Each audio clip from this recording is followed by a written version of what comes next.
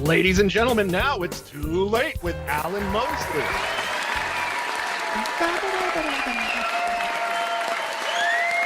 Look at all that stuff going on over Twitch. You see that? Yeah, that's crazy. A lot of activity. They were that confident that tonight's show was a banger. They didn't even wait. They just said, I know these guys are not going to mail it in tonight. It's going to be awesome. Mm-hmm. I'm going to go ahead and slide them a few dollars. And boy, weren't they wrong. Guys, welcome back for another episode of It's Too Late. I am your host, Alan Mosley, joined as always by the number one producer in late night. It's Dave Willimowski. Dave, how are you doing?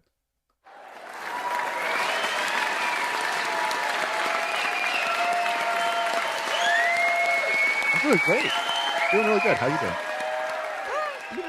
I'm doing pretty good. I was just like collecting my thoughts there during the intro and the band's playing and you're getting ready to do your little spiel and you didn't say and I'm always so proud of you when you don't.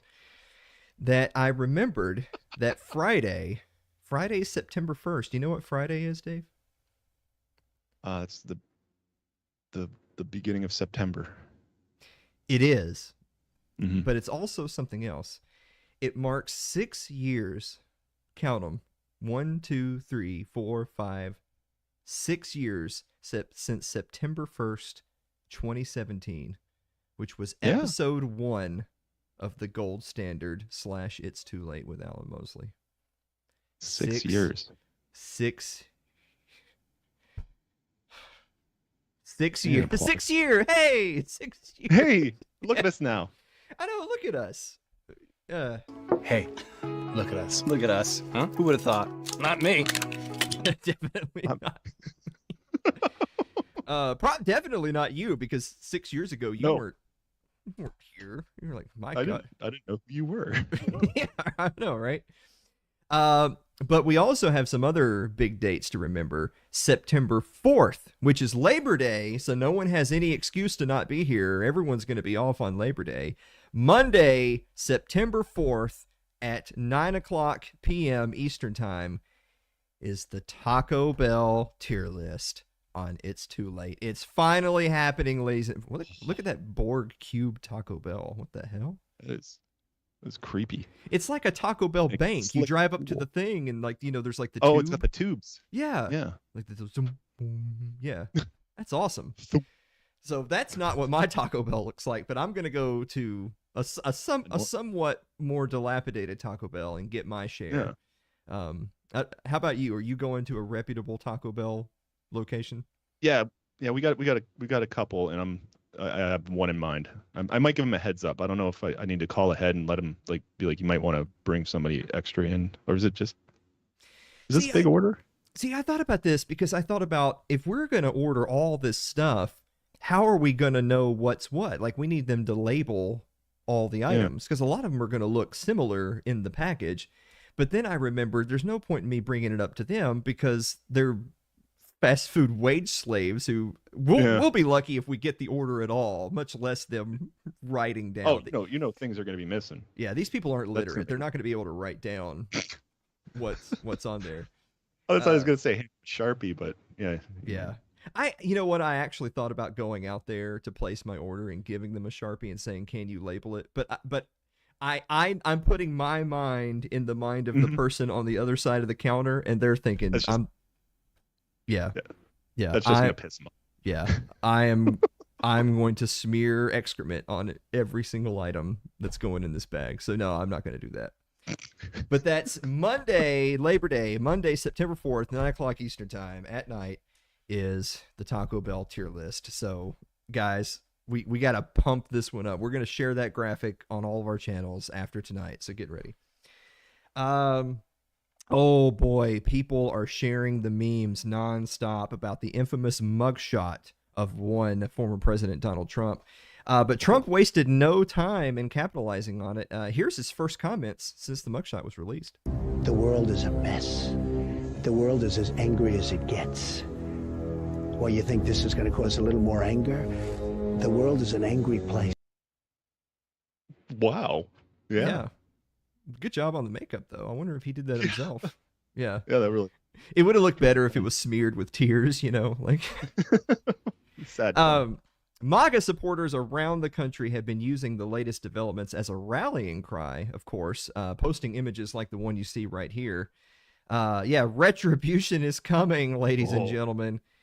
Predicting that the Donald will go on a revenge tour if and when he's reelected president. But I hate to rain on the cuck-servative parade.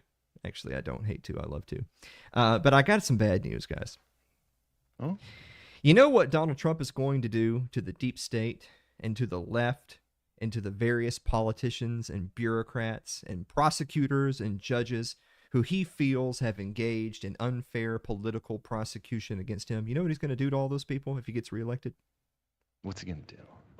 The exact same thing he did to Anthony Fauci or Hillary Clinton.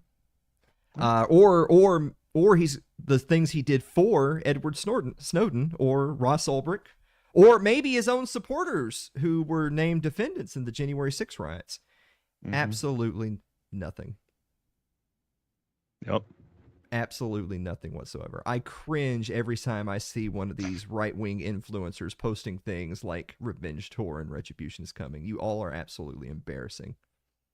Even extra embarrassing that you have all the evidence of what this man is about already on record.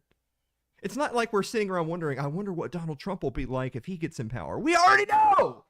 Yeah, he did that. Yeah, he did the nothing. We already know. Jesus Christ. And finally this evening, the internet has been abuzz about this 12-year-old kid from Colorado named Jaden who ran afoul of his public school tyrants for having a Gadsden flag patch on his backpack. He refused to remove it when they asked him to because they said it was a symbol of hate. Do we have a picture of this Jaden? Oh, yeah, I got one here. Yeah, there he is right there. Wow. By the way, we only know of Jaden's plight thanks to his mom, who recorded a meeting between herself and some school administrator that they met with. So there's Jaden right there, and the camera is behind the mom. So that's the school rep back there. I mean, I don't even have to tell you who it is. You can tell by taking one look at that cunt that she works for the school system. So anyway, she goes on to explain that the reason why they're essentially kicking him out of school if he doesn't comply is because the Gadsden flag is viewed as a racist symbol. It's racist, Dave. Don't tread on me equals you're a bigot. Yeah. Oh yeah. Honestly. Yeah. Just let us do it. Just let us tread. That right there is just awful. Take a look right there. That is awful. And of course, what I mean by awful is AWFL, affluent white female liberal. which you can find at the root of most evil, quite frankly. Yeah. Speaking of awful, I know I said you could take one look at her and tell she works for the school system. You know how else you can tell if they're an awful? Fat broads and horse-faced lesbians. Now, I know. Wow. Don't ask for context. How am I supposed to know? Yeah, I don't know why she said that. She said it though, you know. Now I know that a lot of people are cheering on Jaden's sense of patriotism, and cheering on Mom, you know, for stepping up and coming into the school to stand up for her son. And I can appreciate all that. I can. But the problem I have with it, now I know that there's been an update to the story and the school backed down and he's allowed to keep the patch because they were going to suspend him for the following day too when he showed up with the same patch. So they were having their little stalemate and people are saying, "Oh yeah, look at him. He stood up for what he believes in the school. It's a victory. We won a victory against that evil school system." Here's the problem with all that. The mom sent him back to school the next day. My problem with it is why would you send him back to that literal camp, this federal prison for children where they're just going to put the screws into your kid until he conforms, until he stops being an individual, until he starts parroting the things that they want him to say rather than the values that they're trying to teach him at home. Get your kids out of the goddamn camps. So as much as I get it, and it's great to feel happy for Jaden. He seems like a strong-willed young man, and I'm glad that Mom was willing to go to bat for him. But the best thing to do would have been to not send him back to that hellhole. Because I want to leave you with this last point. A lot of people have this attitude nowadays that, well, I'm gonna instill my children with my values, and then I will send them to those hellhole public schools so that they can try to, spread those messages as opposed to being propagandized. You know what that comes off to me as? You're a grown-ass man or woman if you're the parent of that child. You're sending your kid to fight your goddamn battles for them. It's not your child's job to go fight the culture war for you. You can fight the war, but don't subject your children to that propaganda and hate. And that's why I'm not in love with this story like everyone else on the internet is. Valid, yeah. Thanks. I'm only here for your validation, Dave. I like it, yeah. All right. Yeah, it's a solid argument. All right, well, on that news, guys, we're going to be back with the meme of the week and the viewer mail right after this commercial break. Don't go away.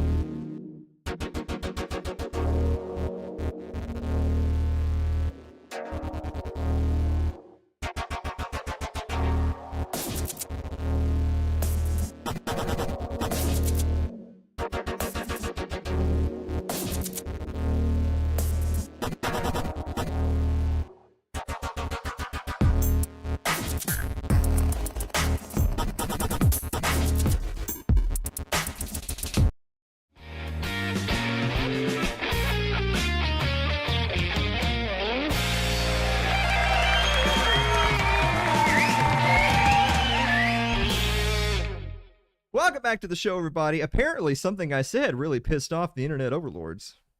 Yeah. Yeah. That was scary. I hope you enjoyed that monologue because it's just it's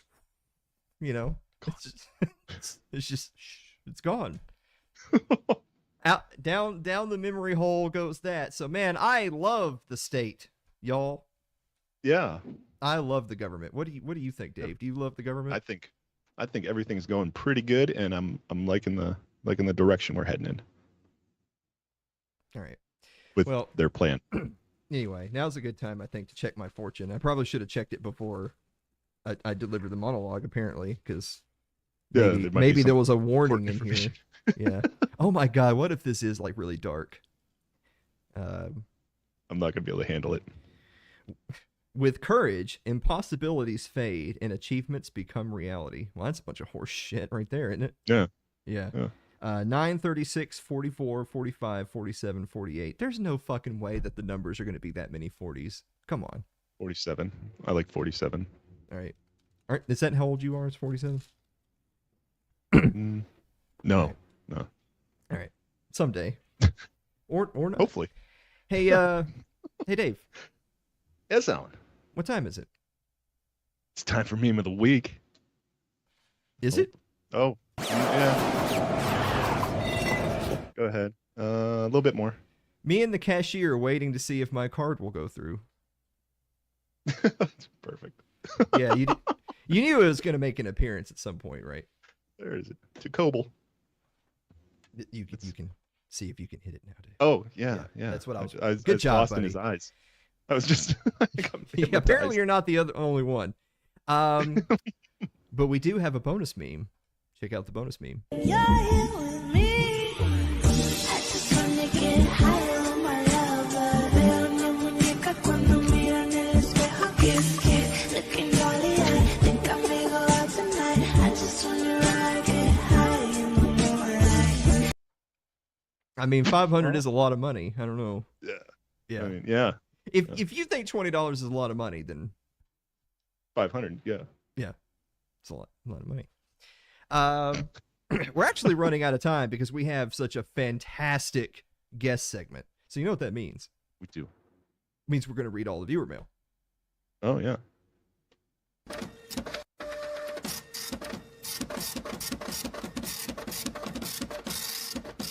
You all right?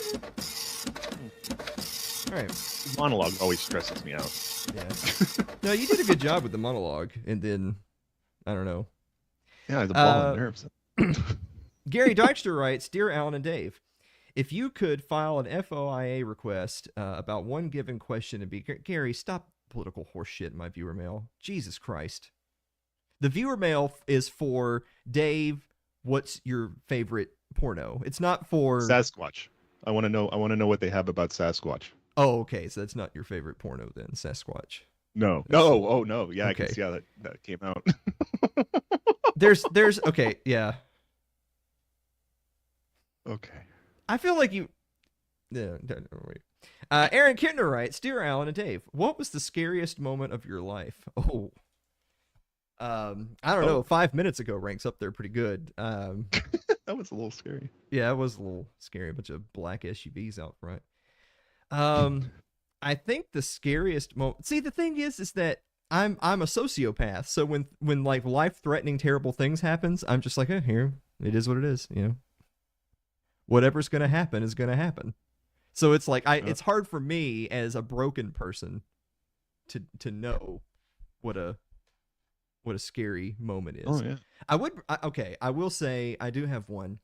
I remember being on the interstate one time. I like a lot of people's scariest moment's going to be one time I was on the interstate and then, yeah. Oh yeah.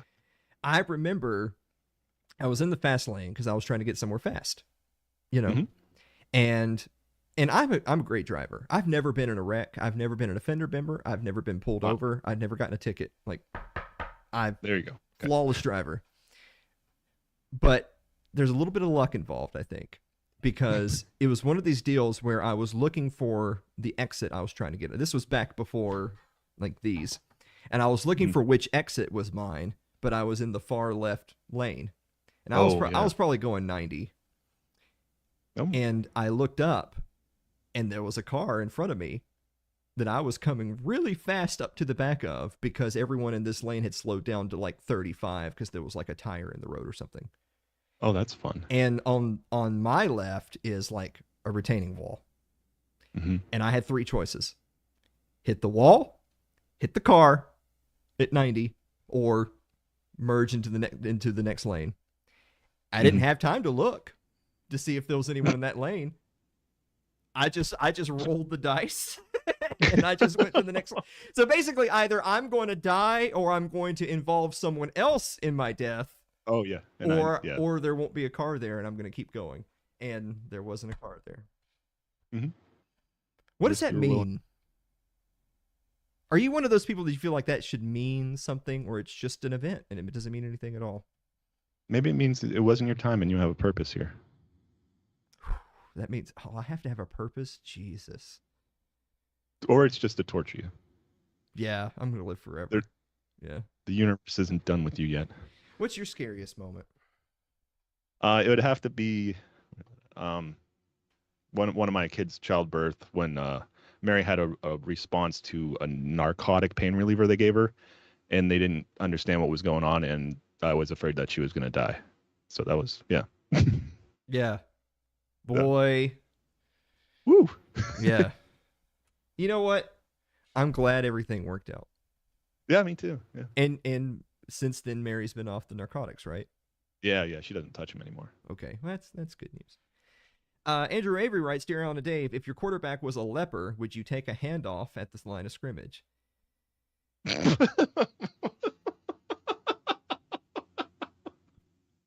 All right. All right. Here, Dave doesn't produce the show anymore, so I'll just. All right. That would tickle me. All right. Jonathan Kranzer writes, Dear Alan and Dave, what is your favorite game that isn't a video game? Oh, it's got to be football. Yeah. Are you ready for some football? Yeah. For the football, yeah. Yeah, it's coming. It's here. It's technically here, but yeah, football season. Keith McCrary writes, Dear Alan and Dave, what's the furthest place from home you've ever been?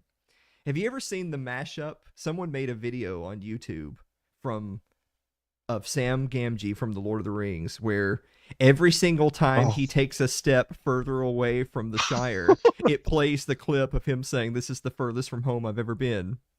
It's like a 17-hour long video. Really? Every single time he takes a step. Wow. We should have just streamed that. Yeah. Yeah. Let it play someday. What's the furthest you've ever been from home? It would be Cancun. I flew on a Mexican airline to Cancun. Oh, and you're alive. Yeah, I made it back. It was Neat. they had it was all inclusive place I was at, and they had like tequila just everywhere. That was the first time I ever projectile vomited. Oh wow. There's like 2 rooms, 3 walls, my shoes. It was fun. Huh. Wow. So it's like your scariest moment and your furthest away moment, and they're all in there. That's full of ice. I went to New York City once. It was actually right after 9/11. I mean, I wasn't involved, but anyway. Whoa. Josh Wright writes, Dear Alan and Dave, would you put your brain in a robot body? Probably not, because then I would be dead. Yeah. Yeah. Dave, if something were to happen to me, I want you to write this down on the note. I want my brain removed from my body and put in a robot. Like, it won't work because the technology's not there, but just do it. It'll just march around your rotting brain. Yeah, just do it for me. Just do it. Okay, all right, it's going on the note. Yeah. Let's see. Ryan Seifert writes, Dear Alan and Dave, tonight's question is a 2-parter. How much does 5 nights in a hospital cost? And y'all got any more of those Peepsies left? We don't have any more Peepsies left, and we're never going to have any more Peepsies. And Ryan, we love you, buddy. Yeah. All right. Brian Johnson writes, Dear Alan and Dave, did you go on any fun field trips as a child? I don't know if you're a child when you're like 16, but I went to New York and I saw 9/11. That's what that's what I call Ground Zero. I was like, hey guys, look, it's 9/11. I said that on the bus. There it is. Yeah. It was really quiet too. Yeah. Anyway, I don't know. I was a clown. Did you go on any fun field trips where you didn't projectile vomit? Oh, where I went to Gettysburg. That was fun. Neat. Got a replica sword. See some cool stuff. When did you get a real one? They didn't take us anywhere that was selling real ones. All right. Well, plus my budget. Oh yeah, swords are kind of expensive. Like a sword, not a sharpened piece of metal, but like a real sword. Yeah, they're expensive. God, I want a sword. That's like all men want swords, isn't it? It's a weird thing. I actually, in fact, I even know the one I want because that's where I'm at. And finally, this evening, Mary Lynn Wilimowski writes, "Dear Alan and Dave, Oh no! if you were a cowboy, what would you name your horse?" Oh wow!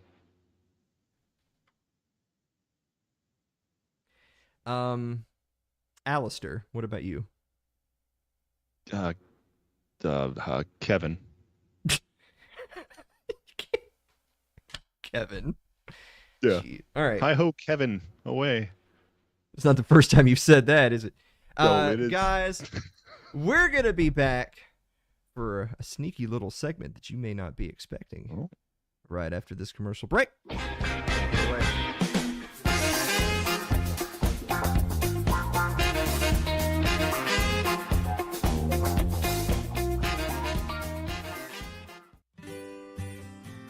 Your ad could be playing right now, reaching thousands of potential customers. Sadly, it's not, but it could be. Find out how to be an advertised sponsor for It's Too Late with Alan Mosley. Email us at info@alanmosley.tv.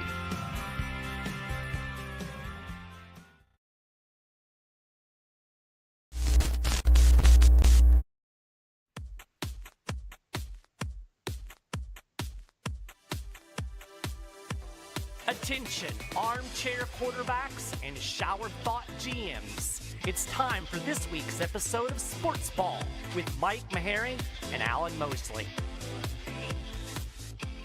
Pulled a little tricky on him, didn't we, Mike? Ha! I've missed this music. This is such a great show. Kind of gave me goosebumps. Maybe we just quit It's Too Late and just do SportsBall. Yeah, there you go. Well, this will be the pilot. All right. Yeah, we'll see how it goes. So this is the See last what one. kind of letters you get to the management. All right. So this is the last one then. Guys, welcome back for another episode of SportsBall. I am your host, Alan Mosley, joined as always by Tampa Bay sports superfan Mike Maharrey. Mike, how are you doing? I'm doing pretty good. How are you? I'm doing great. And I got to tell you, it warms my heart to see Bucko Bruce on the ball cap there. Check that out. Yeah, how about that? That's old school, man. I just got this about 3 or 4 days ago. I'm going to wear this for SportsBall. Represent my boys. I like it. Imagine if they win that one regular season game this year against the Lions. That raises the overall win-loss record of Bucko Right. Bruce by like 0.5% in one game. Exactly. We're going to start off the show the way we always do with some shit announcers say. Constantly spanking him. It's preseason, but we still like to win. Yeah, I mean, you're no No injuries, stranger. but- You're no stranger to professional sports teams. Managing general partner. Constantly spanking him. Stick delivers that ball with a little extra riz, short for charisma. Designated hitter looking to get aboard. Sorry about that, folks. Constantly spanking him. We can't turn the we can't turn the clock back. I know it's after midnight. We can't turn the clock back and turn it back into the mid-'80s and put on a Whitey Herzog team. Constantly spanking him. Cincinnati, a beautiful night and all.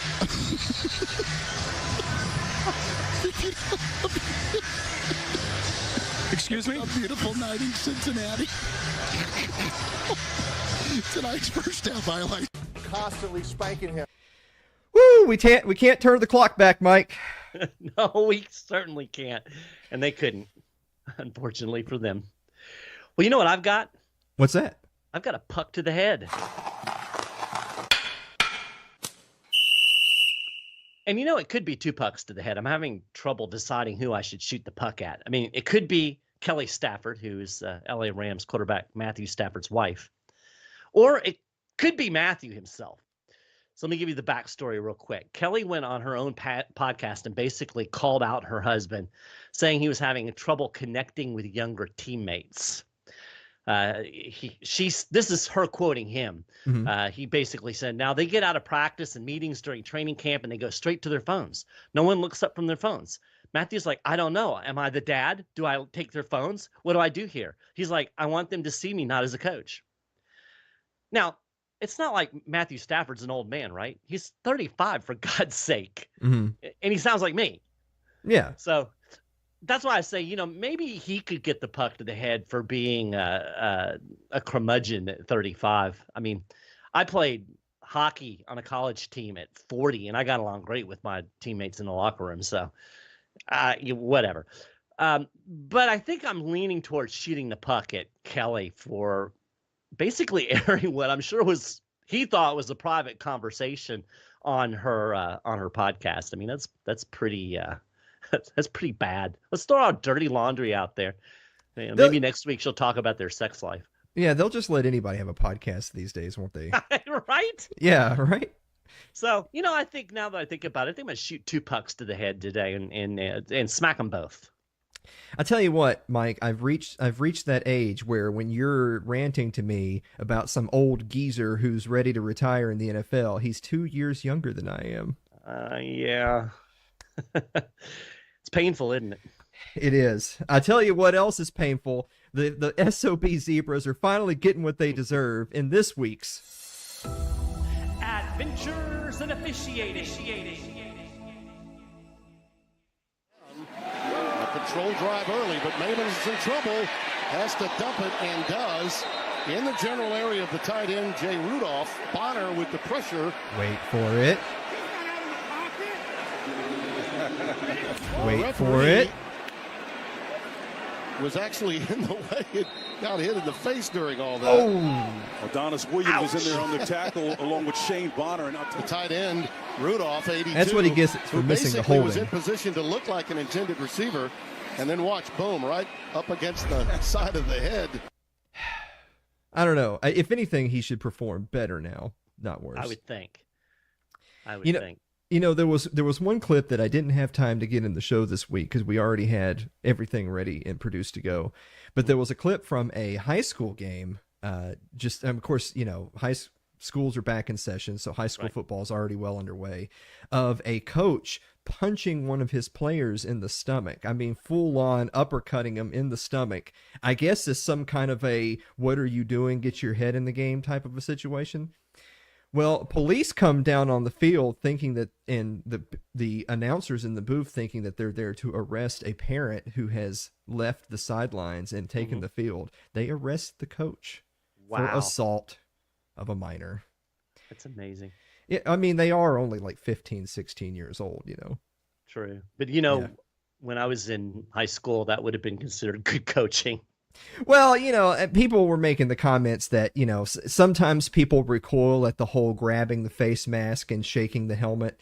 And it can look violent, but it's a helmet. That's why they wear helmets. But full on sucker punching a 15-year-old in the gut when you're a grown man. That's all right. Yeah, that's on the edge there. All right, we've got our discussion one topic before we take the break. Now, here is a graphic that was shared by former Cowboys wide receiver Dez Bryant, sticking up for his men in the trenches. The average salary for an NFL running back in 2023 was $1.81 million, while the average salary for a kicker, place kicker, was $2.26 million. Mike Maharrey, kickers on average are paid more in the modern NFL than running backs. What's your initial thoughts on that? My initial thought is you probably ought to get your kid to be a kicker. Yeah, right. on top of not having CTE at like 26 years old. Right. Other than the inevitable insanity that comes with trying to kick a football between two sticks. Mm-hmm. Honestly, this doesn't really surprise me because just the economist nerd in me coming out. Kind of a supply and demand thing. I mean, there are more people who can run a football than there are who can actually kick it through those two sticks on a consistent basis. So, I don't know. That doesn't shock me a bit. Yeah, and by the way, I had over here on the left side of the graphic, this was actually an article by Connor Martell for the Mises Institute, of all wonderful places. Why are kickers paid more than running backs? Economic logic provides the answer. And sure enough, Connor goes into that exact point as well. A couple of the key points is, of course, rosters are 50. Was it 52 or I think it's 53 man 53, rosters? Yeah. The typical NFL roster probably has 4 running backs on the roster on game day because you just don't have running backs that can carry the rock these days 30, 40, 50 times. This isn't high school or even college. This is professional football. And the constant abuse, the constant hits. You and I are both big fans of Derrick Henry. How do they get that big guy down? They're diving at his knees all the time. And that's just wear and tear. And another thing too, by the way, when you're complaining about the average salary of a kicker, now that going back there, that $2.26 million, of course, is not what the highest paid kicker is. That's the average. That's certainly not the highest paid running back in the league at $1.81 million. I can assure you that the highest paid running back in the NFL is paid a lot more than the highest paid kicker in the NFL. Right. But there's 4 to 5 running backs on a game day roster. Most teams, even barring for injury, most teams only have one actual place kicker, PK, on the roster on game day. And about half the teams would like to have another one.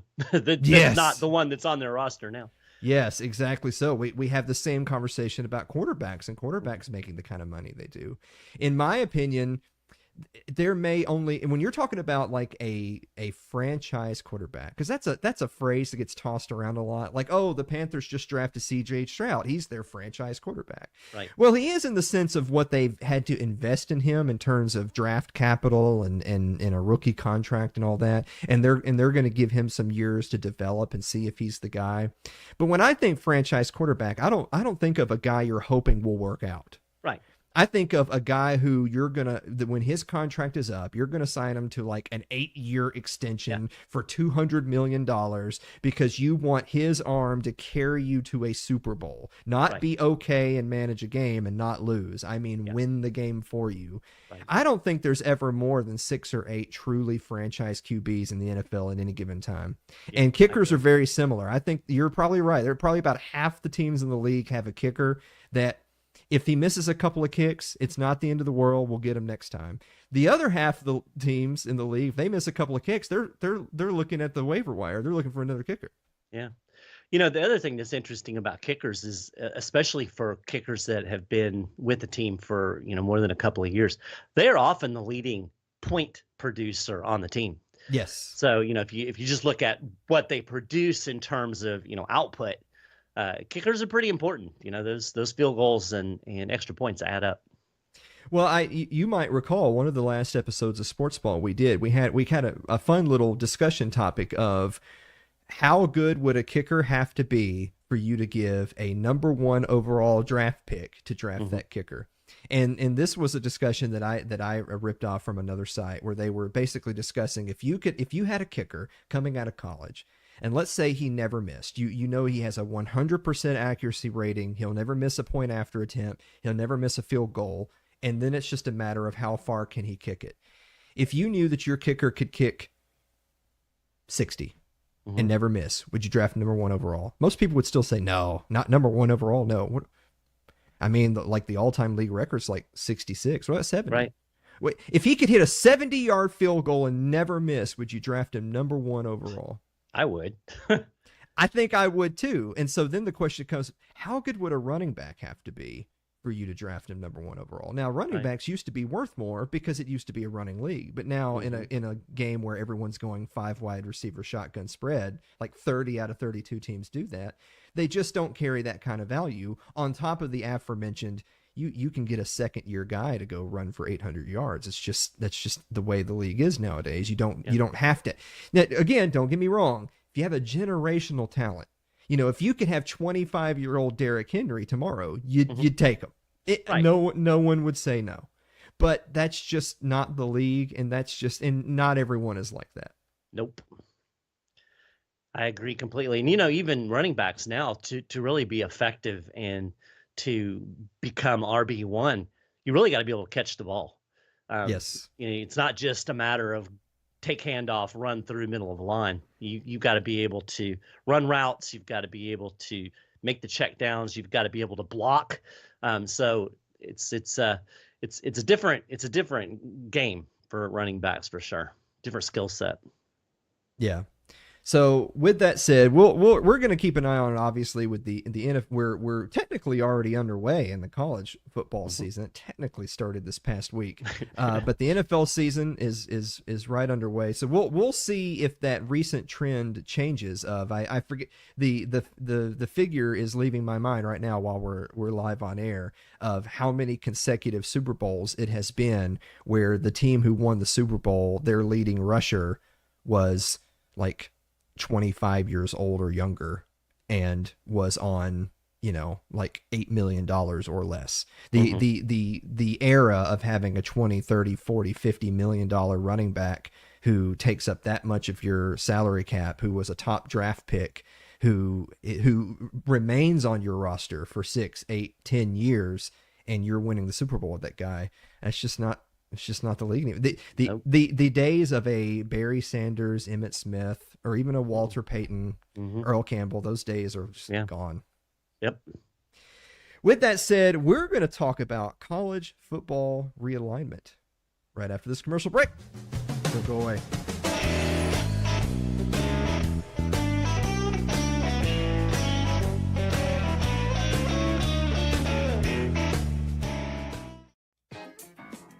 It's Too Late with Alan Mosley is proudly supported by Fox & Sons Coffee.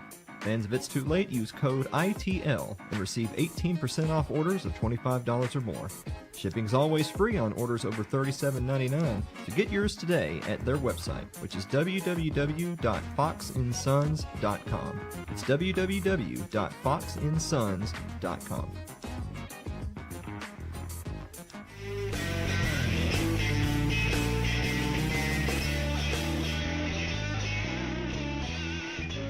Nice roll. All right. Welcome back to the show, everybody. So, of course, the talk of this offseason in college football has been realignment. There have absolutely been winners and losers, but we're going to take a quick little, my God. I know, right? We're going to take a quick little roll through at least the major conferences just to say what to expect in 23 and then what kind of changes are coming up in 2024. And then Mike and I are going to give our thoughts, starting with the Atlantic Coast Conference, which, boy, it's such a weird era that we live in where the kind of prevailing thought is that if you're not evolving, then you're dying. And even though the ACC has technically not gone up or down, there's fears there because so many the conferences around them are expanding. In 2023, they will continue play with the 14 teams that they have had, and they don't currently, as of this recording, Wednesday night at 9:00 Eastern time, they haven't made any additions or subtractions. The Big Ten, oh my goodness, the Big Ten 2023 will be the final year of the Big Ten as you have known it in recent seasons. In 2024, they are going to be adding Oregon, UCLA, USC, and Washington. Of course, the big jumps there, UCLA and USC, who, despite being heated rivals across town from each other, decided to jump ship together from the Pac-12 and move to the Big Ten. Because, of course, naturally, why wouldn't LA play in the same conference as Rutgers? Right. And then Oregon and Washington, two other, we'll be generous and say blue blood-ish, teal blood programs in the Pac-12 decided, wait, don't leave us behind. Right. And they join the Big Ten as well, but not till 2024. Got the Big 12. Now, the Big 12 is kind of in an interesting position because they saw the way the winds were blowing, and they were afraid for their long-term health the same way a conference like the Pac-12 was. But they were a little bit more proactive. They sought to bring in more fresh blood right away, actually a year ahead of losing some of their blue blood programs. So in 2023, they will have lost no one, but will be adding BYU, Cincinnati, Houston, and UCF. That's national champion UCF. Yeah, that's right. I mean, well, it's not recent, but technically it's national champion BYU too. So yeah. That was slightly more legitimate. So they're going to be adding all those teams, but of course in 2024, Oklahoma and Texas, which, Mike, let's be honest with ourselves. The Big 12 is Oklahoma and Texas. And has been for a long, long time. Correct. They are leaving the Big 12 and joining the SEC. We'll get to them in a second. The Pac-12, in 2023, the Pac-12 will feature 12 teams. You better enjoy the hell out of that 2023 season, because the Pac-12 is going to be going down to the Pac-4 with UCLA, USC, Oregon, and Washington leaving for the Big 10, Arizona, Arizona State, Colorado, and Utah all leaving for the Big 12. As of this recording, again, technically the Pac-4 still technically exists as a conference, because they will again be playing this season as is. For 2024, they currently have Cal, Oregon State, Stanford, and Washington State. The Pac-12 is not long for this world. No. Rounding out the major conferences, we have, of course, the SEC. They will be remaining at 14 teams for 2023. In 2024, of course, they will be expanding to Oklahoma and Texas, bumping them up to 16 teams total. Now, the SEC, of course, is also in an interesting position of adding Oklahoma and Texas. Now, I'm not exactly a big fan of that. Being a Southeastern Conference homer that I am, I'm like, ugh, go away, Big 12 teams. I don't care how many titles they won 80 years ago. They don't belong in the SEC. With that said, I don't think anyone doubts that Texas and Oklahoma, in terms of tradition, record, notoriety, money, obviously, let's be honest, money. They were the Big 12, and now they're joining the SEC. That makes in terms of history and value, the SEC is absolutely stacked. Even though they technically won't even be as big as the Big 10 will be in terms of total teams, I don't think the Big 10 will feature the type of just powerhouse schools that the SEC is going to feature starting in 2024. Right. I'm not going to roll through all the mid-majors, except for suffice to say that there's some mid-majors are not making major changes, some are, but a lot of that is all reactionary. And that's kind of where the conversation goes here, is that you were either a proactive conference in this era of realignment, or you were a reactive conference. A lot of the mid-majors who, let's face it, if you were a mid-major school in a mid-major conference, you weren't exactly jumping for your invite to the SEC so you could get your share of the money, because you weren't being invited. Right. But a lot of them did bring in more schools, or kind of shifted schools around, partly for geography, partly for money, partly to kind of maintain the status quo that they already enjoyed, right, as some of their teams were jumping to fill the gaps left by other teams. So rolling back around, what are your initial thoughts on the era of college football realignment? I tell you what, Bob, I think first off, I think it's inevitable. It's the old saying, money talks and BS walks. And, I think what we're evolving to, I think ultimately you're going to end up with basically 2 super conferences and then everybody else. And it's going to look a lot like the NFL in that top tier. And to me, that makes me sad, because the thing that I love about college football is the regionality and the rivalries, and that's going to get completely lost. You're going to see a lot of rivalries that will be no more as these teams move into different conferences, and with more teams in each conference, you're going to have more conference games. There's going to be less room scheduling for some of those traditional rivalries. So that makes me sad, and it's just weird to me to think about. Like we were talking about the ACC, they were entertaining.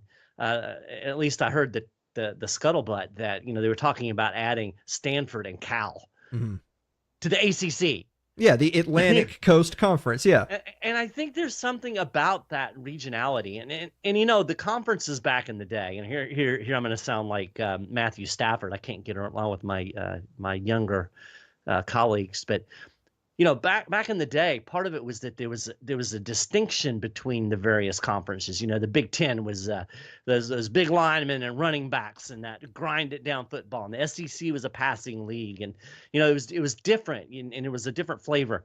I think all that's going to be wiped away and gone. But I mean, what can you do? It is what it is. It's inevitable. Well, I know that a lot of people have made the argument that it does ultimately come down to money. And and particularly with TV rights, by the way, right. That's a big part of this. Yeah. The death knell for the Pac-12, as a lot of people have pointed out, was they signed what frankly turned out to be a disastrous TV deal. I think that was back in 2016. I could be wrong on that. So they tried to blaze a trail by essentially creating their own network of multiple channels for their conference, and it just didn't take off. It just didn't happen. I think being on the West Coast probably contributed to that a little bit. And especially when, and that's another thing too. Like, look, there's a lot. I can enjoy a lot of sports, but college football is king.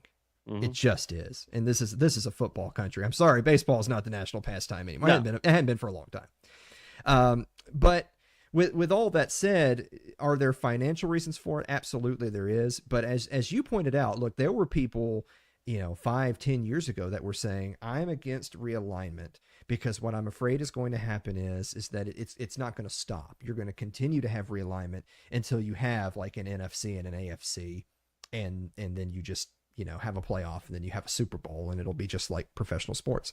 Well, you know what? Turned out that was not a bad guesstimate of the way things are going. Now, you don't technically have just two conferences right now. You have more than that right now. But when you look, again, looking through the lens of college football, when you look at the teams that are going to be in the Big Ten starting in 2024, or frankly, even now, if you look at the teams that are in the SEC now and the teams that are getting ready to join them, how many teams, and I'm going to go ahead and say other than Clemson, because let's be honest, Clemson, who has been a good program, and Dabo Swinney's done a fantastic job, but outside of Clemson in the ACC, who has challenged the paradigm of the teams in the Big Ten and the SEC? Who has challenged that paradigm in this sport in 30 years? Right. Yeah, you can Almost go no certainly. one. Yeah, you can certainly go back to the 90s, where Florida State was a powerhouse, Miami was a powerhouse. Yeah. But yeah, in recent years, no, not at all. Yeah, not at all. And even with that is, again, with the ACC, it's one of those things where if you're not rolling with the punches, they may be the next one who's in trouble. They've got 14 teams. And that's not a bad number, I don't think. I like the idea of I'm just old enough to remember when there were conferences with like 8 teams, and that was a conference, and that's all you needed. And again, talk about the regionality of it, as you put it. The conferences were set up in such a way that your team could get on a bus and go play the other team. They would go there that afternoon and they'd play that evening. It's not like you'd have to get on a chartered jet to get there in time or fly the night before. Right. I know that I had made the example looking at the future of the Big Ten. So you've got a Rutgers team that's just a short boat ride out of the bay to the Atlantic Ocean. Right. And then you have a Washington team that's just a short boat ride out of the bay of the Pacific Ocean. And those are now conference rivals. That's ridiculous. Well, and I think something that hasn't been discussed, and I think what will ultimately happen is you're going to end up having football and all the rest of the sports. But the conference realignment might make sense for football. It doesn't make any sense at all for girls softball. You're not going to pack up a girls softball team at Rutgers and go play your conference rival in Washington. It's just there's not enough revenue, and it's just, that's dumb. And I don't think anybody's really thought about that.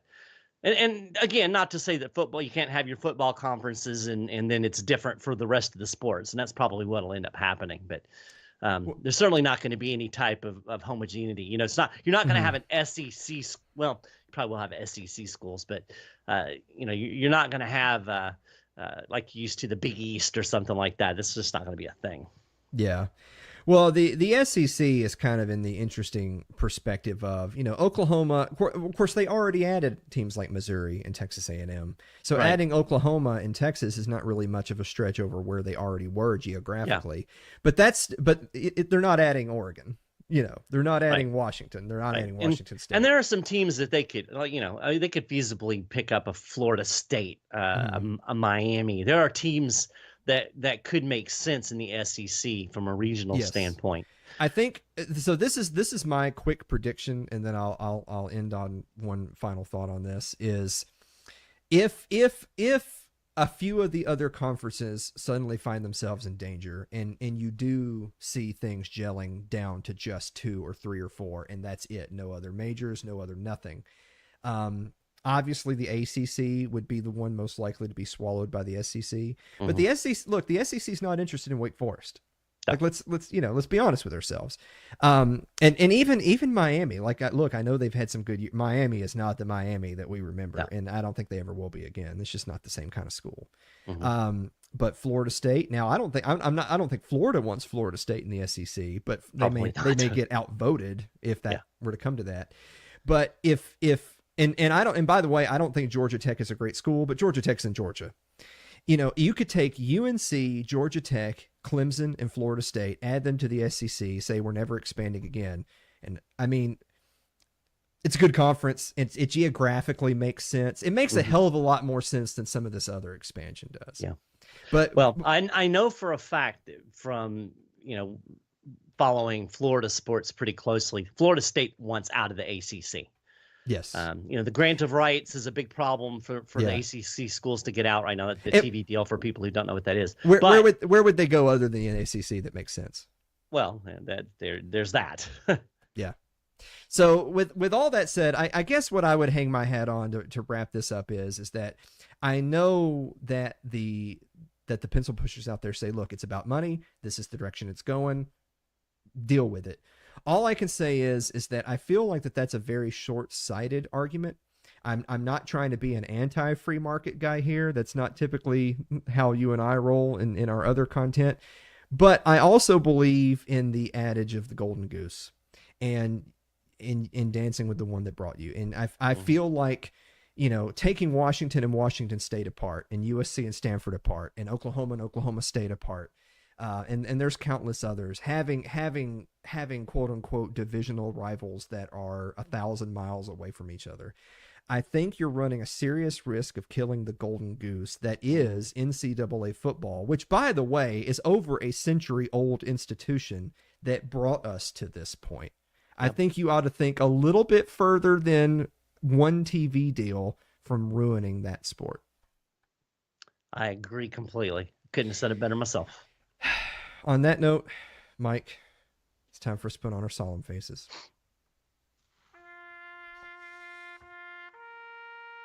It's time for In Memoriam. We remember a player, a teacher, I know, a coach, whose sporting life was cut tragically short. But this week, we're remembering a lot of teams. We're remembering the Pac-12.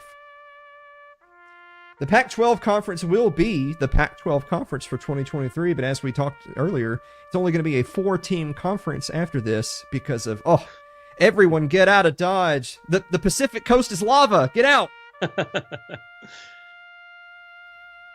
I was never a big Pac-12 fan, but it's a shame. Yeah. What's going to happen to the Rose Bowl? I don't know. But, there is that whole aspect that I always enjoyed. Like, you've gone through your day of college football and you've watched the games, and then it's like, 10 o'clock. It's like, oh man, I can still watch football. You got UCLA and Southern Cal. So I'm kind of going to miss that. Well, I mean, I know that I speak for a lot of people when I say I became consciously aware of Boise State in the early 2000s when at 1 a.m. on a Thursday, it was, it's college football. Why not? Hey. Let's watch some college football. Well, Alan, you can always watch USC and Rutgers. Jesus. All right. On that note, college football is technically already in full swing, but we're going to call this week 1 because Vandy and Hawaii just doesn't count. We're going to start with our picks, going with your Florida Gators traveling to play the number 14 Utah Utes. Last year's game to kick off the season ended up being a nail-biter, really exciting game.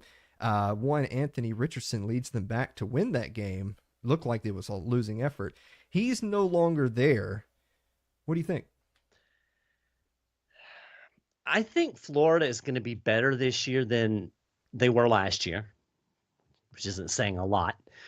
But I don't think they're going to be better early in the season. And I think Utah at home, I'm going to take the Utes with the points. I think Florida's going to get better as the year goes on, and I really like some things that Billy Napier's putting in place. But it's a slow build in Gainesville, and I think the Utes are going to win this one. As long as Florida doesn't get it together until after like week 4. Actually, you know what? I'm just going to say really quick. I'm not saying this because I hate Florida. I'm saying this because I think he's going to be fired in 2 or 3 years. Yeah. I think he's terrible head coach.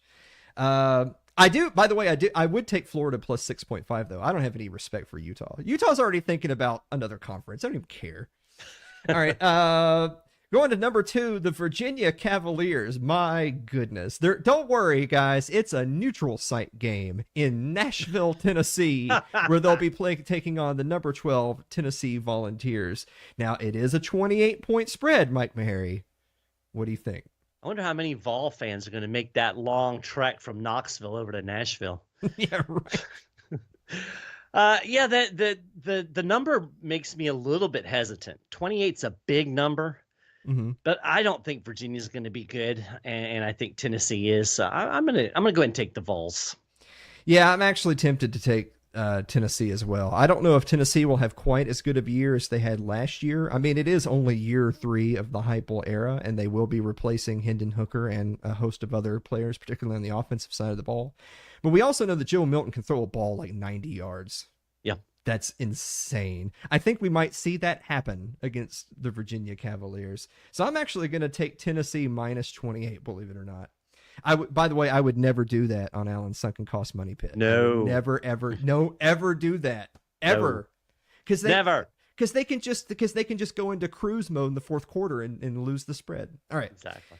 And finally, how's this? A top 10 matchup in week 1. The number 5 LSU Tigers, who actually lost this one in a heartbreaker last year, if you'll remember, going up against the number 8 Florida State Seminoles. Now, I told you before the show started, I think both of these teams are overrated. I don't think that LSU is a top 5 team. I don't think Florida State's a top 8 team, but that's where they are. So it's a top 10 matchup. What do you think? I agree with you that both teams are overrated. I'm actually going to take the Noles.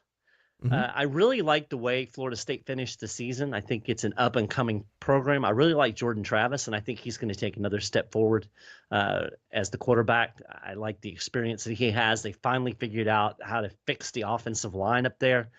I think it's going to be an upset with the Noles taking out the Tigers. See, this is just such a tough thing, and this is why a lot of teams won't play a game like this in first week of the season. You know, LSU in the first 6-7 weeks of last year and LSU in the last 4 or 5 weeks, totally different teams. Totally different teams. You had a team that was running Alabama all over the field in the last half of the season, and then you had a team like missing extra points and losing at home by 40 to UT in the first half of the season. Mm-hmm. Which LSU team shows up in week 1? There's just no way to know. Yeah. There's just no way to know. LSU actually is the 2.5-point favorite on the road. So you know what? I'm gonna follow your lead, and I'm gonna go Florida State. So the shirts won or lost are on you. Well, I'll tell you what. I going along with you, not ever actually betting those big spreads. I wouldn't bet week 1 college football in most circumstances. Like you said, you just have no idea how many weird penalties and just who knows, muff punts and all kinds of weird stuff happen in week 1. So how many times have you seen a team go into, say week 1, week 2, week 3 with the players who won the jobs in the off season, and then those players give way to who will go on to be legendary players, but they didn't start week 1. Yeah. Happens all the time. Mike, do you have a final thought? I do have a final thought. The other night I had a really late hockey game and came home and as is typical with a late hockey game, it's hard to go to sleep after you've played hockey. And so I flipped on the TV and there was a 30 for 30 on ESPN. And I generally enjoy 30 for 30 anyway. They do a really good job producing those. And the show was on the 1985 Chicago Bears. Mm-hmm. And, of course, you got to see a lot of footage, arguably one of the greatest defenses for at least for a single year in NFL history. Mike Singletary, and man, those guys hit. And I found myself sitting there watching this and thinking, man, I really miss football as it was played in the 80s and early 90s. Yeah. And I get it, I get the injuries and the concussions and stuff, but I can't help but feel like in a lot of ways the game is not the game that I grew up loving. Yeah. On a totally random side note, basketball players don't typically get a lot of CTE, and yet I think basketball was way better in the 80s. So, I don't know. A lot of hockey players didn't even wear helmets in the 80s. Well, that being neither here nor there. Mike, where can people go to? Well, hold on. Let's get back in our. This is an episode of It's Too Late. Mike, where can people go to support you and follow your content? Nobody wants to do that. Yeah, you're right. My bad. Guys, we're going to be back to wrap up the show right after this commercial break. Don't go away.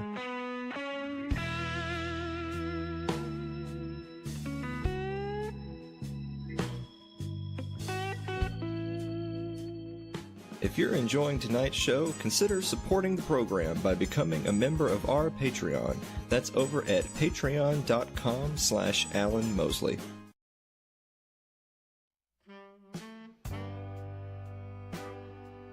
Like our Facebook page. It's facebook.com/Alan Mosley TV. You can follow me on Twitter, twitter.com/Alan Mosley TV.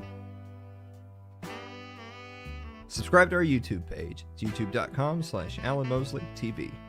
If you're more of a listener than a watcher, you can get us on Spotify podcasts, Apple, Google, a whole bunch of others. Thanks to Spotify. It's Too Late with Alan Mosley TV. I forgot to talk about this. Oh, yeah. So I don't have a button. Oh, wait, I do. During the whole break, I was just huffing some coffee. Yeah, I was huffing coffee, yeah. I don't know what that's going to do for me, but anyway, we'll talk about it in the after party. Dave, do you have a final thought? Yeah, actually. That was a lot of fun. It was like I got to a little information on the college football. I never understood that, like how the leagues worked or anything like that. I didn't really know there was leagues. I thought they all just played each other and then there was a Super Bowl at the end, but it doesn't sound like that. That's right. All 136 Division I college football teams play each other, and then there's a Super Bowl. Yeah. Sounds good. Yeah. Yeah. The season. But I don't. Yeah. Every season lasts 3 years. Yeah. That's right. After party. Yeah, real quick though. Yeah, you have just to rebuild to talk the show. Yeah, just to talk about Taco Bell, and then we're out. Guys, thank you so much for watching another episode of It's Too Late, and we will see you next week. You like my really fast wardrobe change there? Yeah.